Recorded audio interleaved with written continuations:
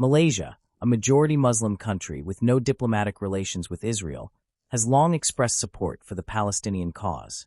After the Israel-Gaza war began in October 2023, boycott campaigns against several international brands gained traction across the country.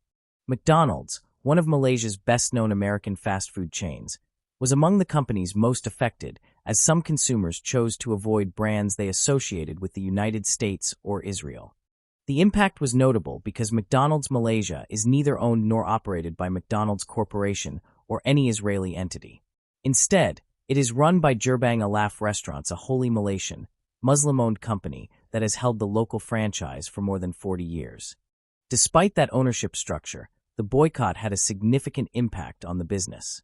It led to financial losses, prompted an unusually public legal dispute with a local activist group, and left the company working to rebuild its reputation before its business performance began to recover.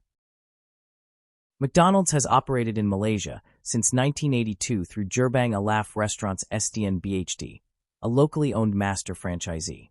By the early 2020s, it had grown into one of the country's largest and most recognizable quick-service restaurant (QSR) chains, with hundreds of outlets, tens of thousands of employees, and plans for further expansion.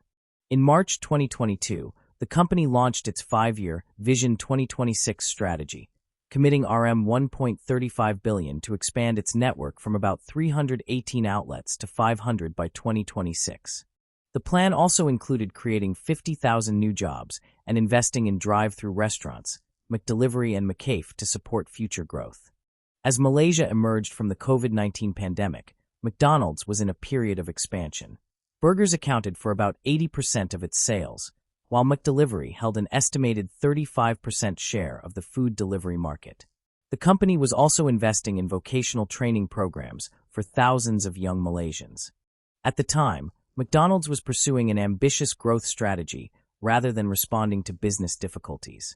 That made the sharp decline in consumer sentiment following the boycott campaigns in late 2023 a significant shift for the company. The Hamas attack on Israel on October 7, 2023, followed by Israel's military campaign in Gaza, sparked a wave of consumer boycotts across many Muslim-majority countries. The campaign became part of the wider boycott, divestment and sanctions (BDS) movement, which has encouraged consumers to avoid brands linked to Israel since 2005. Among the companies most affected was McDonald's. The fast food giant came under global scrutiny after its Israeli franchise announced that it would provide free meals to Israeli soldiers.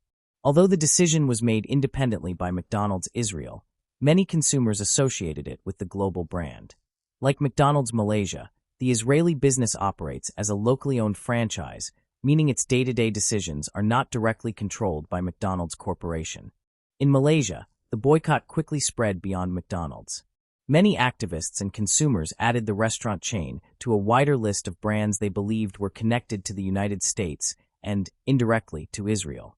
On social media, lists of boycott brands were shared millions of times, encouraging people to avoid buying from these companies. The Malaysian chapter of the Boycott, Divestment and Sanctions (BDS) movement also urged consumers to boycott McDonald's, along with several other Western fast food chains and international consumer brands operating in the country. The political climate in Malaysia also strengthened the boycott movement. In December 2023, Prime Minister Anwar Ibrahim's government barred Israeli-linked ships from docking at Malaysian ports and publicly backed South Africa's case against Israel at the International Court of Justice. Across the country, large crowds gathered at rallies to show support for the people of Gaza. Against this backdrop, many Malaysians saw boycotting McDonald's as a simple way to express solidarity with Palestinians. For many consumers, the symbolic message mattered more than the fact that McDonald's Malaysia is owned and operated by a local franchise, independent of McDonald's Corporation. The financial impact was soon reflected in McDonald's Corporation's own results. During its fourth quarter 2023 earnings call, the company said the war had meaningfully impacted business in several markets. Sales growth in its international licensed markets slowed to just 0.7% for the quarter, compared with 16.5% during the same period a year earlier.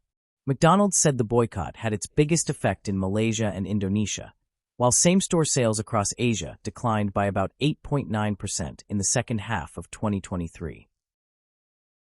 On the ground, GR said many of its restaurants reduced operating hours as customer numbers fell nationwide. In a later legal filing, the company said the boycott had led to lower profits, job cuts, and financial losses from unsold perishable food. It also closed some outlets after reviewing their commercial viability. The company said employees at affected restaurants were offered transfers to other outlets where possible, rather than being made redundant. Rather than remaining silent, McDonald's Malaysia responded with legal action. In December 2023, its local operator, GAR, filed a defamation lawsuit against BDS Malaysia. The company alleged that the movement had made false and defamatory statements linking the franchise to Israel's military campaign and encouraging the public to boycott its restaurants. The lawsuit sought $6 million, about $1.31 million in damages. GAR claimed $3 million for lost revenue, $1.5 million for losses related to retrenched employees, and $1.5 million for spoiled inventory. It also asked the court to order an unconditional public apology within 48 hours and to stop further calls for a boycott. GAR said the lawsuit was intended to set the record straight. The company said none of its sales, profits, royalties, or franchise fees were used to support any political cause or armed conflict. It also said the legal action was necessary to protect its rights and reputation as a wholly Malaysian, Muslim-owned business that has operated in the country for more than 40 years. BDS Malaysia rejected the allegations, denying that it had defamed the company and saying it would defend its position in court. The group also said the lawsuit had raised its public profile, thanking McDonald's for helping make BDS Malaysia famous in Malaysia and abroad. It further claimed the legal action had increased public criticism of the brand and contributed to a broader international boycott campaign against McDonald's. The lawsuit attracted widespread attention in Malaysia and abroad.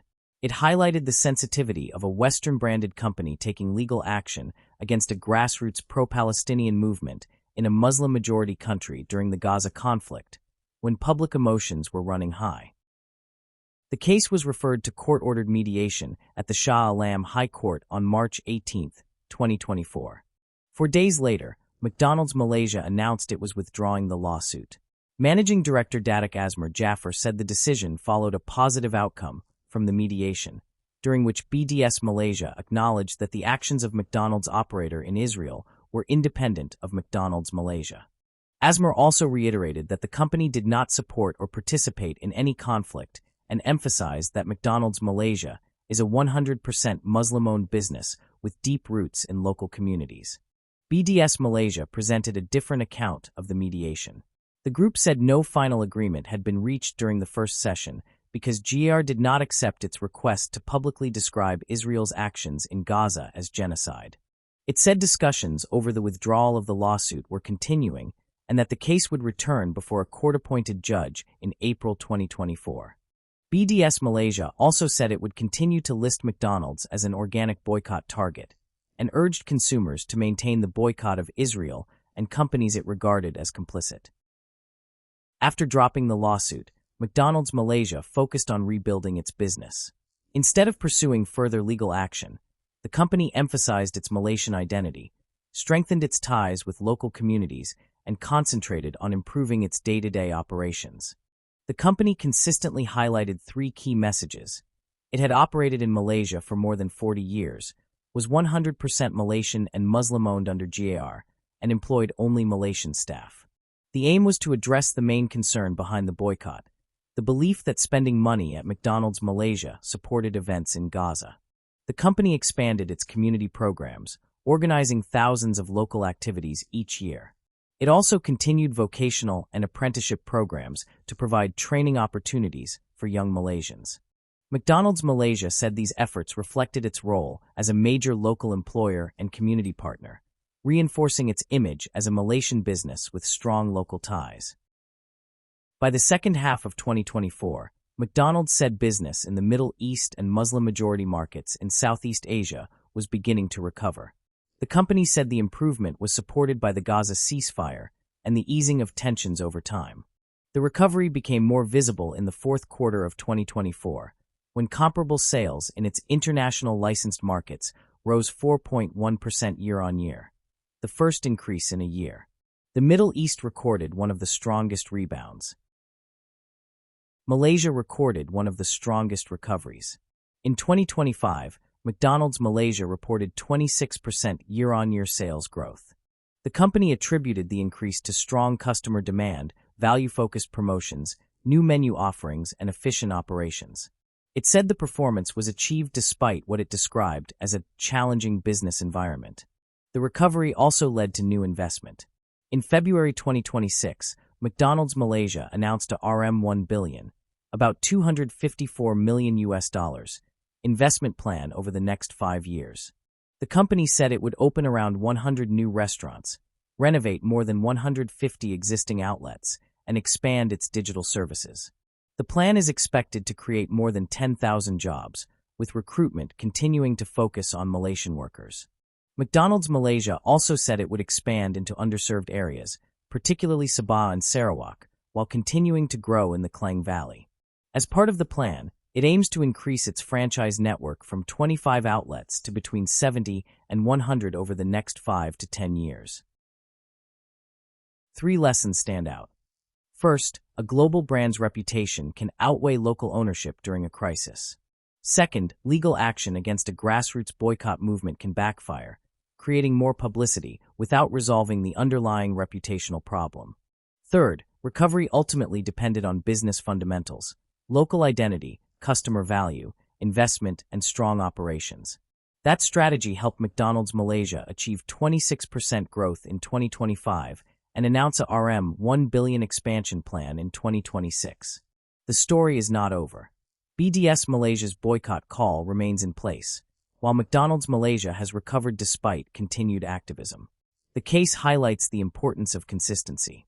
The company continued investing, maintained its workforce, and repeatedly emphasized its Malaysian ownership and local employees. Over time, sales recovered even though public attitudes towards the brand remained divided. Thank you for watching this video on McDonald's Malaysia and how it navigated the Gaza war boycott, from crisis to comeback. See you next time.